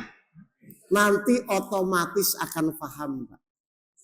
Ruh itu udah ngerti Pak, ruh itu tahu. Ngerti nggak Bapak? Yang terpenting itu tolong sekarang libatkan ruhnya sholat dulu. Paham ini? Oke, sekarang saya tambah ya satu poin ya, biar Bapak Ibu nanti tidak lari-lari kemana-mana. Gini, saya tanya, doa yang mustajab itu di dalam sholat atau di luar sholat?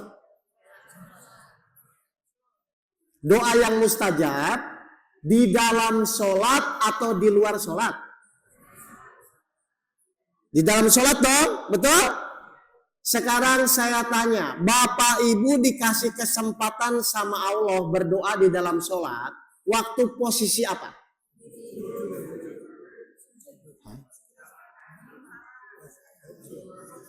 Duduk di antara dua sujud. Loh. Kan duduk di antara dua sujud itu berdoa kan? Saya tanya. Ini penting ini. Saya karena merasa itu posisi duduk favorit saya kalau punya banyak masalah. Ya. Ibu waktu duduk di antara dua sujud, ibu tuh lagi ngapain? Berdoa. Betul? Sekarang saya tanya, Bapak Ibu selama ini waktu sholat, Bapak Ibu itu berdoa atau membaca?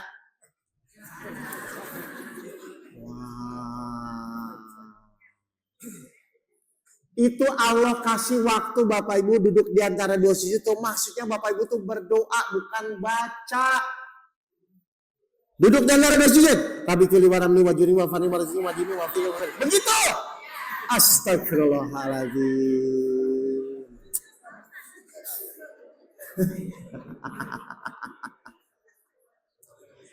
Ibu, Pak, itu momen ibu tuh dikasih waktu sama Allah. Ayo kamu minta. Ya Tuhanku ampunilah saya Rabbikfirli. Kasihanilah saya warhamni. Tutuplah aib saya wajburni. Angkatlah derajat saya warfa'ni. Berilah saya rezeki warzukni. Berilah saya petunjuk wahdini. Berilah saya kesehatan wa'afini. Maafkanlah saya wa'fani. 8 permohonan. Kalau ibu benar-benar berdoa dikabulkan atau tidak? Berarti selama ini ibu berdoa atau membaca?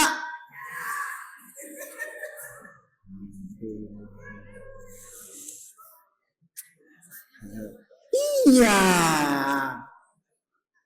Coba saya tanya, bedanya membaca sama berdoa apa? Bedanya membaca sama berdoa apa? Tuh, kalau membaca cuman sekadar menggunakan pikiran Rabbi pilih barangnya. Jadi, kalau berdoa menggunakan rasa. Mohon maaf, di dalam sholat itu ada berapa rasa?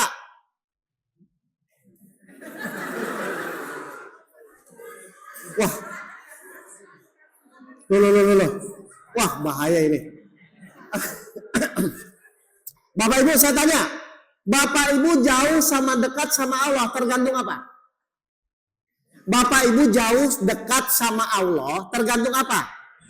Rasa. Lah, Bapak Ibu merasa jauh, merasa dekat, itu kan dari rasa kan? Bapak Ibu tenang sama khawatir, dari mana? Rasa. Jadi Bapak Ibu tahu jauh, Bapak Ibu tahu dekat, itu dari rasa. Makanya sholat itu harus pakai rasa. Wah, bahaya. Di dalam sholat itu cuman ada 3 rasa. Rasa permohonan saat doa, Rabbikfirli, ihdinas siratal mustaqim, itu kan doa itu. Sujud terakhir, itu kan doa. Lalu rasa pernyataan, iyyaka na'budu, asyhadu alla ilaha illallah, inna sholati, itu kan pernyataan. Lalu yang terakhir rasa memuji. Subhanallah, Allahu Akbar, Subhana Rabbil Azim. Nah, di dalam sholat itu cuman 3 rasa ini. Mohon maaf, Bapak Ibu selama ini sholat ada rasanya enggak? Loh, Bapak Ibu itu robot atau manusia? Aduh, bahaya. Oh. Waduh. Udah, jangan dulu banyak-banyak deh. Saya minta ya Bapak Ibu ya. Minimal ketika Bapak Ibu duduk di antara 2 sujud, Bapak Ibu munculkan rasa dulu. Pas duduk di antara 2 sujud itu muncul rasa apa? Memohon. Coba, Ibu praktek rasa memohon ya. Rasa memohon, praktek nih. Kita latihan rasa ya. Kita praktek dulu. Bapak Ibu saya tanya, gula itu rasanya apa? Tolong jelaskan, rasa manis adalah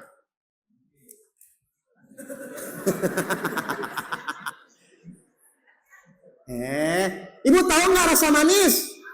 Kalau tahu tolong jelaskan, rasa manis adalah nggak bisa dijelaskan kan? Nah, karena rasa itu nggak bisa dijelaskan, tapi Bapak Ibu bisa rasakan ya? Gini caranya, Ustadz Anas bantu saya. Perhatikan, saya mau latihan rasa nih. Saya nggak usah banyak dulu ya, nanti mungkin pelan-pelan Pak. Minimal duduk di antara 2 sujud aja dulu ya. Duduk di antara 2 sujud itu harusnya ada rasa apa? Memohon. Memohon ya. Nih perhatikan, saya mau latihan nih. Saya mau latihan sama Ustadz Anas ya. Saya mau mohon sama dia. Ustadz Anas tolong saya. Berarti saya muncul nggak rasanya? Nih, tenang, Ustadz Anas tolong saya. Atau Ustadz Anas tolong saya. Ngerti nggak nih mau begini? Kalau Bapak Ibu ingin mohon, berarti yang pertama rendahkan dulu hatinya. Terus baru Ustadz Anas tolong saya. Ngerti Ibu? Nanti kita mau praktek ini, kita mau praktek pas sholat. Duduk di antara 2 sujud aja Pak. Oke, makasih.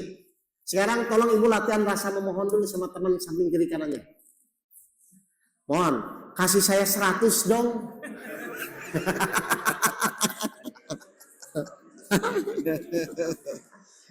Coba, ngerti nggak? Bisa nggak?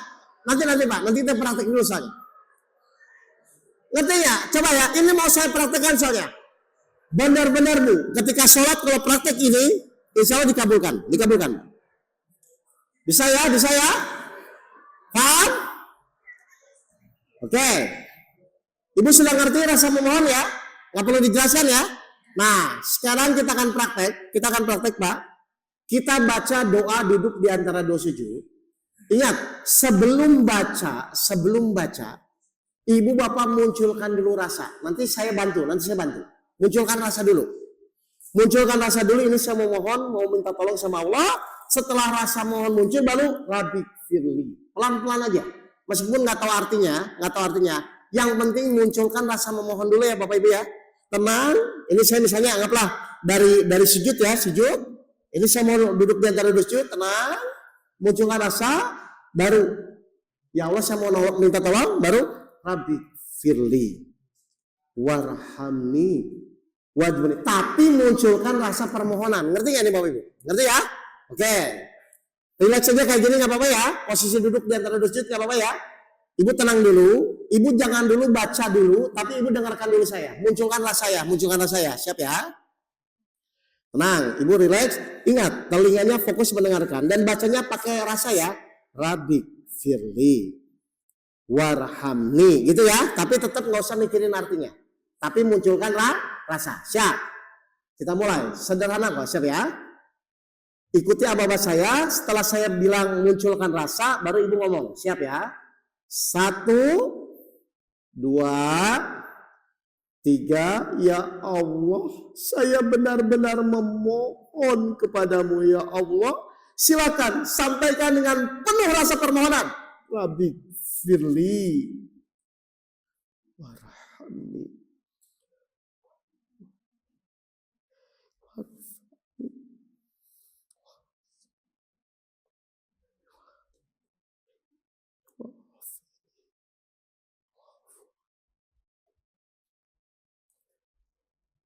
Nah, bisa nggak Ibu begitu rasanya?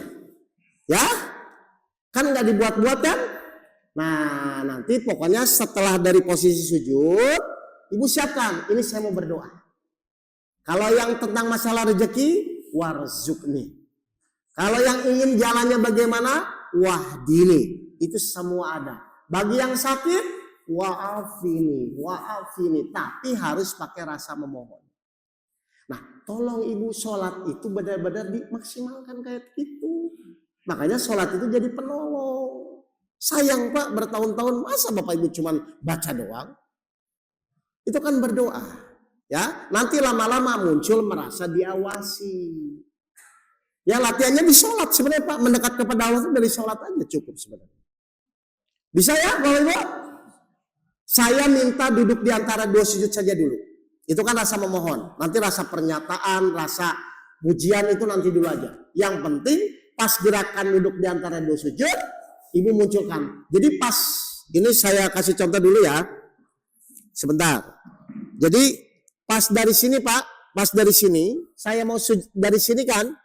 Nah, mau ke sini tuh jangan langsung ngomong, tenang dulu. Munculkan rasa.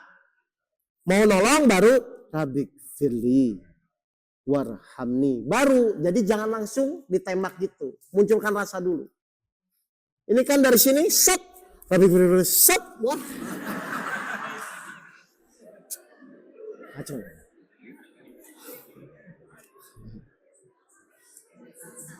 Ya, kan Ibu ingin doanya dikabulkan. Jelas Bapak Ibu ya? Bisa ya? Bisa lah Bu, masa kita ingin memperbaiki hidup kita tapi sholat aja tidak diperbaiki gitu, rasa aja nggak ada kan, nggak bisa gitu. Paham ini Bapak Ibu nih? Baik, sementara saya batasi itu dulu. Selain nanti kita tingkatkan lagi. Baik, silakan kalau ada pertanyaan. Ya, silakan Pak Ustadz.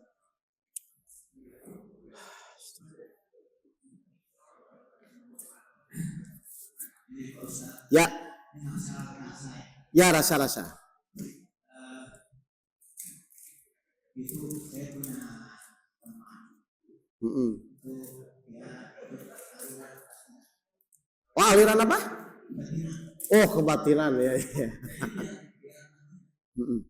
Jadi mereka mementingkan rasa. Ya. Sehingga dalam istilah yaitu motivasi atau seolah-olah jiwa atau rohnya itu bisa keluar. Oh. Ini memang salah ya. Ya.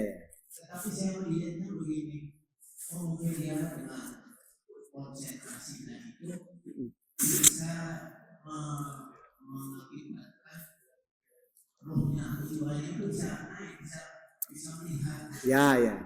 Oke. Baik, saya tanya dulu ya Bapak Ibu ya. Nanti ketika Bapak Ibu sholat sudah menggunakan rasa, itu hal yang pertama. Ketika sholat, Bapak Ibu akan muncul rasa hormat kepada Allah. Karena sholat itu kan menghadap kepada Allah, Pak. Yang kedua nanti, ketika Bapak Ibu mulai sholat muncul dengan rasa, Bapak Ibu akan muncul mulai merasa diawasi oleh Allah.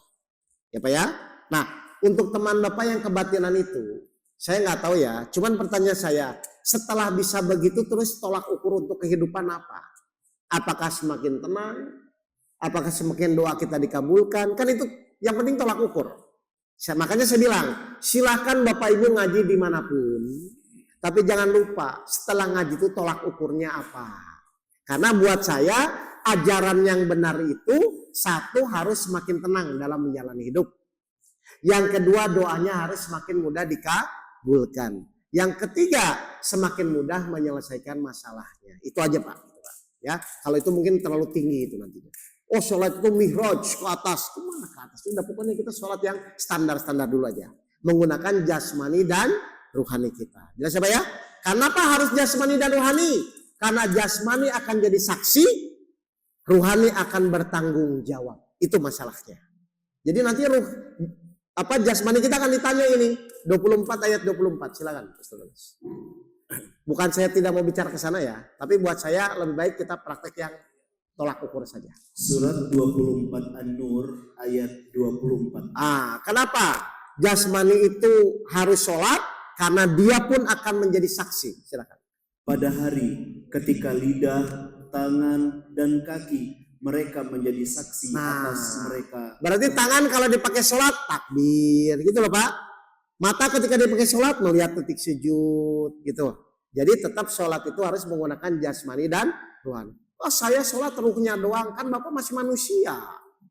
Manusia itu terdiri dari jasmani dan ruhani. Jadi nggak ada sholat ruhnya doang ya Bapak Ibu. Paham ini Bapak Ibu nih? Bisa ya? Praktekkan. Baik. Ada pertanyaan lagi? Kalau tidak saya harap praktek fokus duduk di antara dua sujud dulu aja. Ya. Tenang dari sujud, naik, munculkan rasa, baru Rabbi warhamni. Gitu ya Bapak Ibu ya. 17 kali loh Bapak Ibu dikasih kesempatan Allah berdoa. Kalau tidak dikabulkan menurut saya kebangetan ini. Padahal Bapak Ibu pasti juga ingin doanya dikabulkan. Ini kan yang terbolak-balik. Sholatnya cepat, setelah sholat doanya lama. Kan ini repot ini. Padahal mustajab itu adalah di dalam sholat.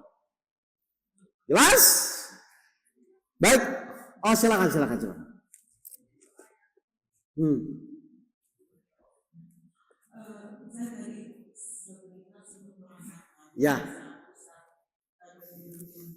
Ya, di antara situ. Ya.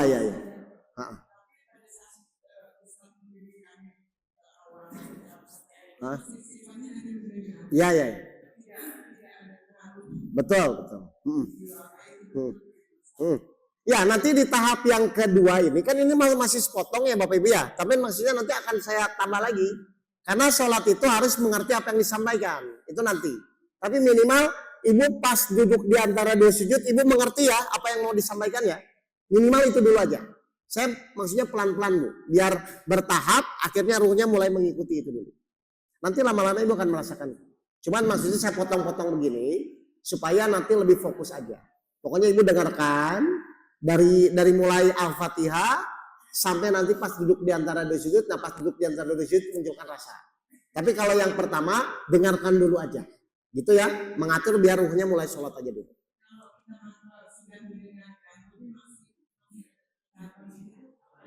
Nah, kayak tadi yang Pak Dwi itu, saya suruh Pak Dwi kan mendengarkan, harusnya nggak bercabang. Ketika Ibu benar-benar telinganya mendengarkan, harusnya nggak bercabang.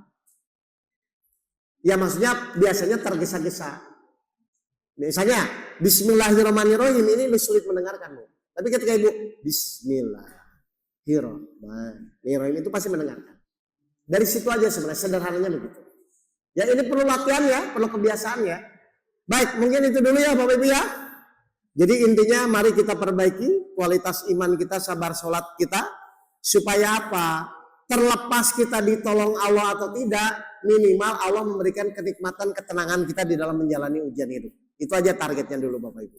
Jadi misalnya Allah belum menolong, tapi Allah berikan ketenangan, kan jadi nggak masalah juga harusnya.